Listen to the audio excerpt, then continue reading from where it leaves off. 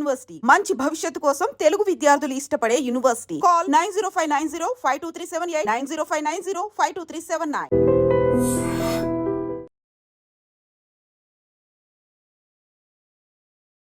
పాక్ పై భారత్ ప్రతీకారానికి సిద్ధమైంది. పహల్గాం ఉగ్రదాడితో భారత్ పాక్ల మధ్య తీవ్ర ఉద్రిక్త పరిస్థితులు చోటు చేసుకుంటున్న వేళ కీలక పరిణామం చోటు చేసుకుంది. ఉగ్రదాడికి భారత్ ప్రతీకార చర్యలు చేపట్టింది. మంగళవారం అర్ధరాత్రి 1:44 ఆపరేషన్ సింధూర్ పేరుతో పాకిస్తాన్లోని ఉగ్ర స్థావరాలపై భారత సైన్యం మెరుపు దాడులు చేసింది. భారత ఆర్మీ, ఎయిర్ ఫోర్స్, నేవీ బలగాలు సంయుక్తంగా ఈ దాడి చేపట్టాయి.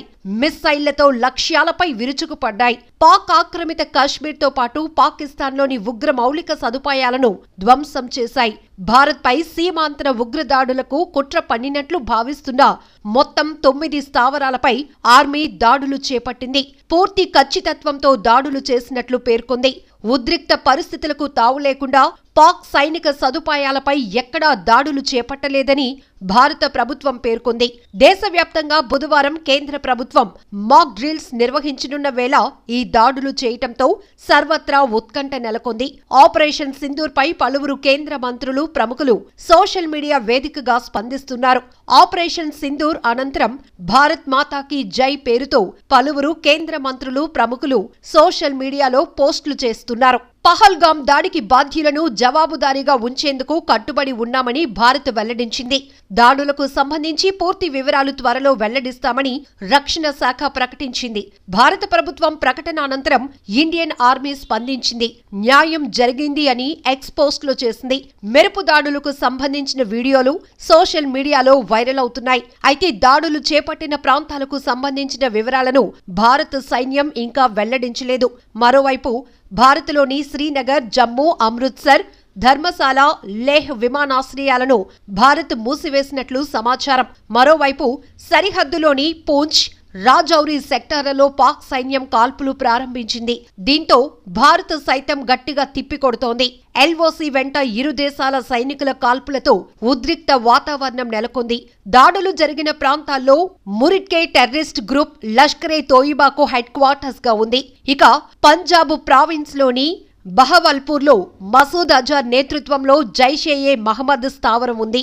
అయితే భారత దాడులతో పాక్ అప్రమత్తమైంది. లాహోర్, సియాల్కోట్ ఎయిర్పోర్ట్లను 48 గంటల పాటు మూసివేసింది.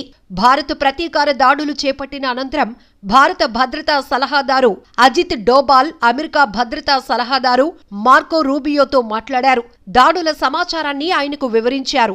దాడుల అనంతరం భారత ఎయిర్ డిఫెన్స్ వ్యవస్థలు అప్రమత్తమయ్యాయి. పాక్ నుంచి ఎలాంటి ప్రతిస్పందన ఎదురైనా నిలువరించేందుకు సరిహద్దుల వెంట ఎయిర్ డిఫెన్స్ వ్యవస్థలు మోహరించాయి. బుధవారం ఉదయం 10:30 పాక్ ప్రధాని షరీఫ్ జాతీయ భద్రతా కమిటీతో సమావేశమవుతారు. మరోవైపు పాక్ ఉగ్ర స్థావరాలపై భారత్ చేపట్టిన దాడులపై అమెరికా అధ్యక్షుడు ట్రంప్ స్పందించారు. ఇండియా పాక్ పరిస్థితి దారుణంగా ఉందన్నారు. ఉద్రిక్తతలు తగ్గించుకోవాలని ఇరు దేశాలకు సూచించారు. ఇది హేయమైన విషయం. వారు దశాబ్దాలుగా ఘర్షణ పడుతున్నారు. దీనికి వీలైనంత తొందరగా ముగింపు పలకాలి. 2 శక్తివంతమైన దేశాలు రోడ్డుపైకి వచ్చి కొట్టుకోవాలని ఎవరూ కోరుకోరు. భారత్ పాక్కు ఎంతో చరిత్ర ఉంది. వీటి మధ్య ఎన్నో ఉద్రిక్తతలు ఉన్నాయి. అయితే ప్రపంచానికి శాంతి కావాలి, ఘర్షణలు వద్దు అని అన్నారు. ఏదేమైనా భారత్ పాక్ మధ్య యుద్ధం ప్రారంభమైన సందర్భంగా యావత్ దేశం ఏం జరగబోతోందా అని.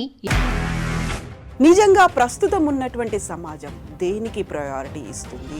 ఆర్థిక సంబంధాల చుట్టూ మాత్రమే తిరుగుతుంది. మళ్ళీ ఎన్నికలంగానే చాలా విరక్తి కలుగుతాను. మంచి అనిపిస్తుంది కదా, లేడీస్ కూడా ఛాలెంజింగ్ జాబ్స్ చేసినప్పుడు చాలా బాగుంటది. ట్రాఫిక్ అసిస్టెంట్స్ గా నియమించిన ట్రాన్స్జెండర్స్ అందరితో సాల్యూట్ చేయించుకుంటున్నారు. ఫుడ్ డెలివరీ ఇవ్వటానికి వెళ్ళినటువంటి డెలివరీ బాయ్ అనిల్ పై కళ్ళ ముందు